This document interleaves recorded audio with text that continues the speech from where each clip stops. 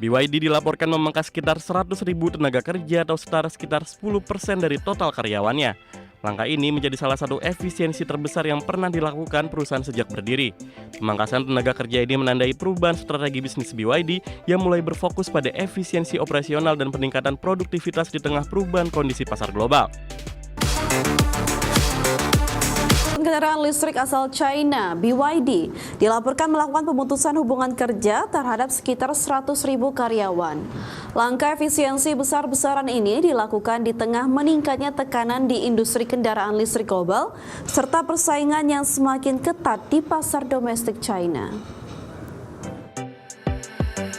BYD dilaporkan memangkas sekitar 100.000 tenaga kerja atau setara sekitar 10% dari total karyawannya. Langkah ini menjadi salah satu efisiensi terbesar yang pernah dilakukan perusahaan sejak berdiri.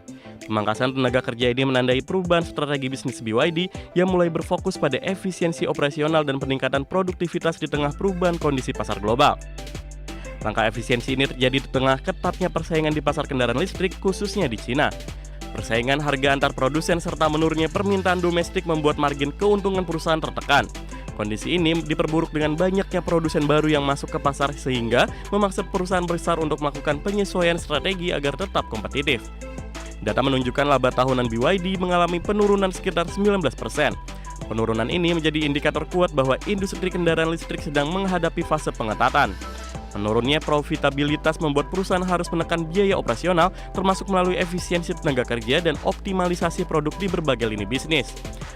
Persaingan industri kini tidak hanya berfokus pada penjualan kendaraan, namun juga pada penguasaan teknologi seperti sistem pengisian daya cepat dan inovasi baterai.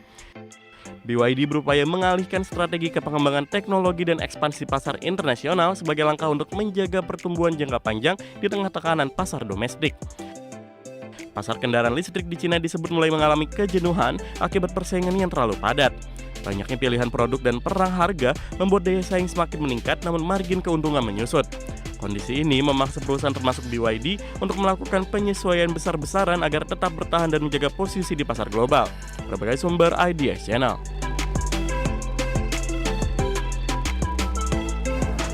Pemirsa, perusahaan teknologi pertahanan asal Amerika Serikat, Saronic, berhasil menghimpun pendanaan sebesar 1,75 miliar dolar Amerika Serikat.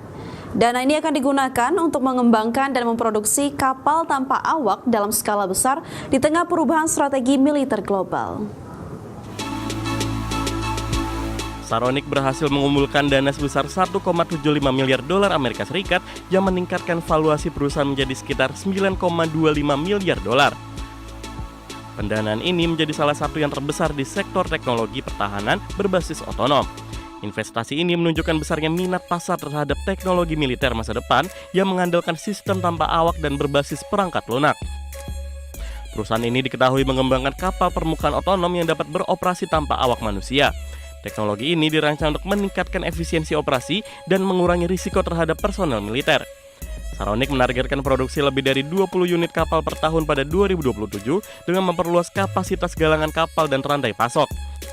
Sebagian besar dana akan dialokasikan untuk membangun fasilitas produksi baru bernama Port Alpha di Texas. Fasilitas ini akan menjadi pusat produksi utama untuk meningkatkan skala pembuatan kapal otonom. Langkah ini diharapkan mampu mempercepat produksi dan meningkatkan kapasitas industri perkapalan Amerika Serikat.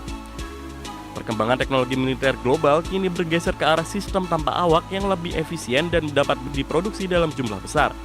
Kapal otonom dinilai mampu menjalankan misi beresiko tinggi tanpa mengancam keselamatan manusia. Model ini juga dinilai lebih murah dan fleksibel dibandingkan kapal konvensional. Saronic sebelumnya telah mendapatkan kontrak dari Angkatan Laut Amerika Serikat senilai ratusan juta dolar. Hal ini menunjukkan teknologi yang dikembangkan telah masuk ke tahap implementasi nyata. Dukungan pemerintah dan investor menjadi faktor penting dalam percepatan inovasi di sektor pertahanan. Masuknya perusahaan teknologi baru seperti Saronic menandai perubahan besar dalam industri pertahanan global. Perusahaan rintisan mulai menantang dominasi kontraktor lama dengan pendekatan berbasis software dan otomasi. Kondisi ini diperkirakan akan mempercepat transformasi teknologi militer di masa depan. Berbagai sumber IDS Channel.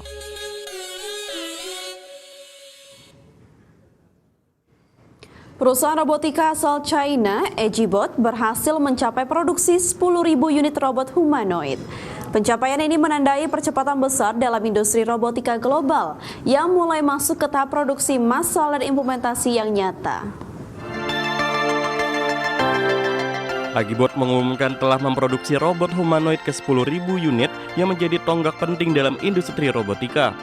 Pencapaian ini menunjukkan peralihan dari tahap pengembangan menuju produksi skala besar. Perusahaan menyebut bahwa pencapaian ini mencerminkan kemampuan manufaktur dan rantai pasok yang semakin matang di sektor robotika. Pertumbuhan produksi Agibot terbilang sangat cepat dengan peningkatan dari 5.000 menjadi 10.000 unit dalam waktu hanya beberapa bulan. Akselerasi ini menjadi salah satu yang tercepat di industri robot humanoid global.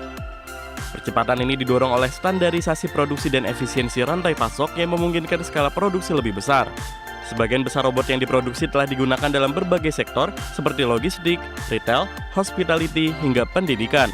Robot ini juga mulai digunakan di lini produksi industri untuk meningkatkan efisiensi. Implementasi nyata ini menunjukkan bahwa teknologi humanoid tidak lagi sekedar eksperimen, namun sudah masuk ke dunia industri.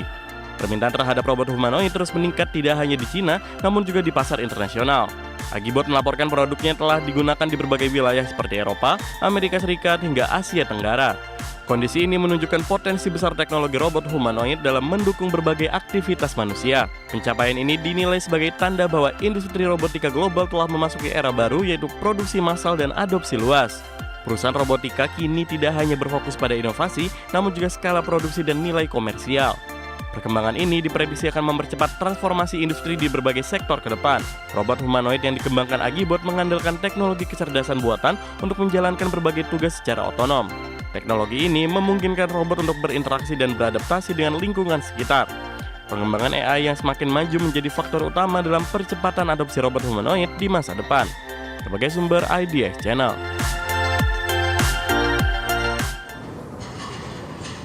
Pemirsa, raksasa teknologi Nvidia resmi menyuntikkan dana investasi sebesar 2 miliar dolar Amerika Serikat atau sekitar 34 triliun rupiah ke perusahaan chip Marvell Technology. Langkah strategis ini memperkuat dominasi Nvidia dalam ekosistem kecerdasan buatan sekaligus memperluas jangkauan ke sektor infrastruktur jaringan telekomunikasi. Raksasa teknologi Nvidia resmi menyuntikkan dana investasi sebesar 2 miliar dolar Amerika Serikat atau sekitar 34 triliun rupiah ke perusahaan chip Marvell Technology. Marvell Technology resmi bergabung dalam ekosistem kecerdasan buatan yang dipimpin oleh Nvidia. Kolaborasi ini mencakup dua bidang teknis utama yaitu photonic, silikon, dan penguatan infrastruktur jaringan telekomunikasi.